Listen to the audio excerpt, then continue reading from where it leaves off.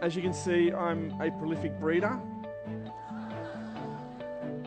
But apart from that, I'm also a successful and unsuccessful entrepreneur and small business person.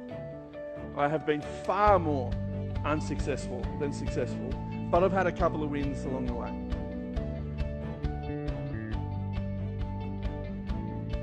I worked at Facebook in Sydney for about 3 years, and then a year after that I worked at Twitter. So it gave me a great understanding of how people communicate, how the world communicates, how people communicate with it, how expectations of communication are managed throughout lots and lots of people at the same time. I now speak for a living, and I write and I advise and invest in tech startup mostly in Australia and around the world. So I deal with a lot of people who either come from a corporate background and into their own startup idea, or someone who's just grown up with that fearlessness to be able to go and do their own thing. That's one side of me.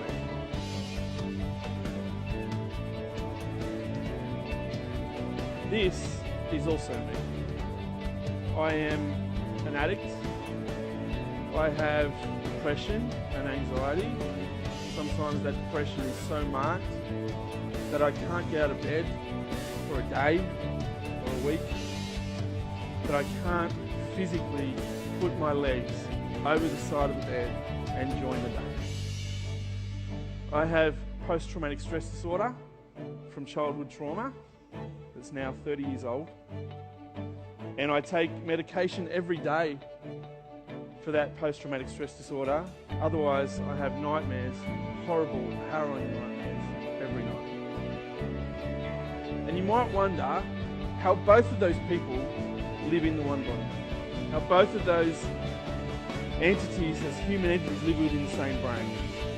And the reason I can do that is A, I'm really good at acting, bullshitting my way through things, but B, I've come to accept the things that make me a little bit mad as not as deterrents or things that are going to hold me back, but are things that are actually going to propel me forward.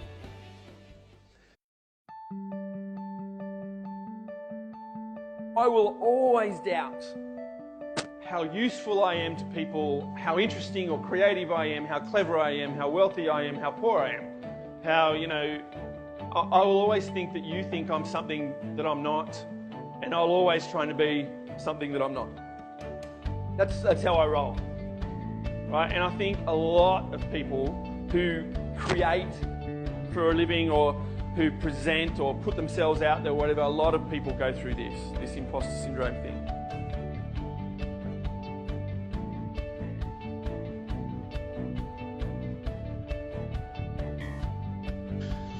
But I reckon this is the secret weapon to, whether you're in hospitality, whether you're in small business, big business, going forward from here, 2016, 17, 18, the one thing that you need in your business that you may or may not have at the moment is kindness.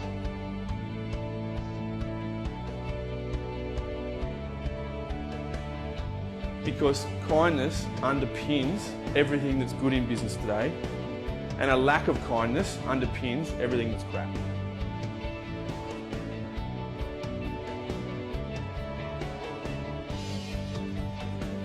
If you're doing a 20-hour day, you have lost contact with people who need you. And you've mostly lost contact with yourself.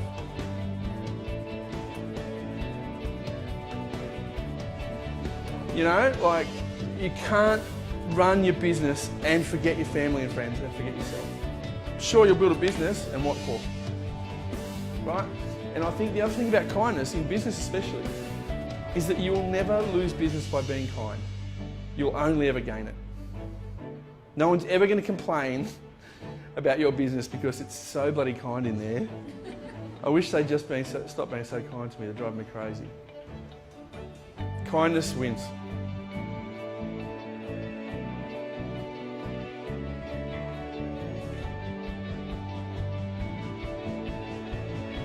And if I've inspired you even a little bit to do something differently in your business, or even just to include kindness in it, then I'm stoked. Thank you very, very much for your attention. I really appreciate it.